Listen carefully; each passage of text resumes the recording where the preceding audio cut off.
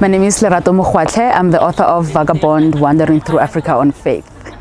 It's about how a 3-month trip to West Africa turns into living around the continent for 5 years, and how those 5 years essentially changed my life. And I finally started putting it together into a manuscript 3 years ago. First without a publisher, then with a publisher, which then took me back to the drawing board to work with her feedback in mind.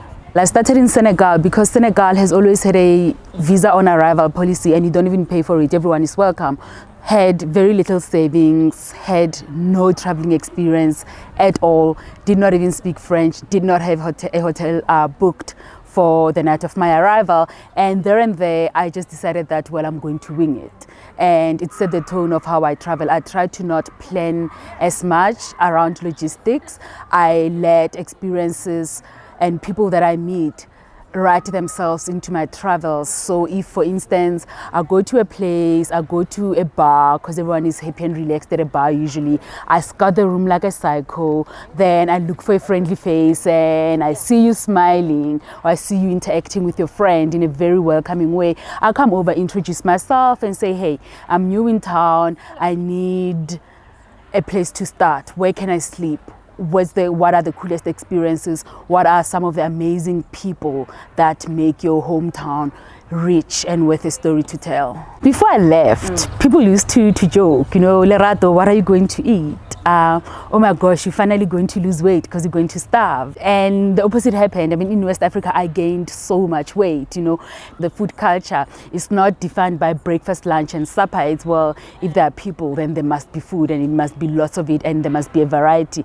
So for me, that misconception that you can't eat well on the continent was the one that really was hard to shake off. And what I discovered was there's a culture of street food that's very creative. In South Africa, to eat well, you need to have money. You need to be middle class or earn a certain income.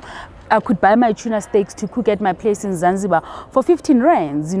People eat lobsters, people just eat whatever. And I remember thinking, oh, so when people were saying this about Ethiopia when we were kids, children in Ethiopia were eating a plate that has injera, that has lentil curry, that has stew, that has cheese. They were eating a dish that is truly nutritious, and most importantly, it had flavor, it had spices, because the heart of Ethiopian cooking really is berbere, and it has at least 15 spices and herbs, right? I always write about food when I travel because I want to constantly affirm that not only is this the land of lots of food, it's lots of delicious food that is worth foodie experiences and foodie tours. And if you travel to Instagram plates, it's worth going to Dahab, for instance, in Egypt on the coast of the Sinai, just because it is a foodie heaven. Where others only see misery and despair, I find family, unconditional love and belonging. In Mali, I'm not moody or difficult, and I don't have an attitude. I'm understood as someone who needs her solitude and time alone to replenish daily. Just as Adama the drummer was introduced to others with the declaration that he is a joker, I'm accepted as someone who loves to withdraw into her own world, and that I should not be disturbed when I'm in this space. Malians love differently, with tenderness and the utmost care of the other person's heart. To be held with love as Malians do is a gift for the soul.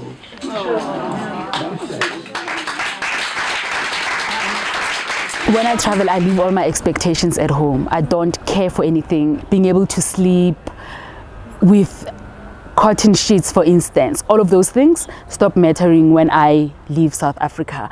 I am going to be whatever the situation calls me to be. So if I meet you and you invite me to your home, and your home means that I sleep on the floor, that's exactly what's going to happen. If you're going to have sex, you are going to want to use a condom, because the last thing you want to do is to go on holiday and then 15 years later, here's the holiday talking back to you, and that was not part of the plan. You can always stay with people. You can always look for a room to rent versus a hotel, and you can stay at hostels as well. Always remember that with our relationship with Africa, we consume what we know is what we consume from the media, and our media is very Eurocentric, and it's also very Americanized. So you know more about New York than you even know about Mpumalanga, for instance. In asking yourself, how will I move around? Step outside your house. What do you see happening? You see buses, you see taxis, you see Ubers, you see bicycles. Then remember that your experiences of home are not unique and can be applied elsewhere, and then realize then that you will be able to travel.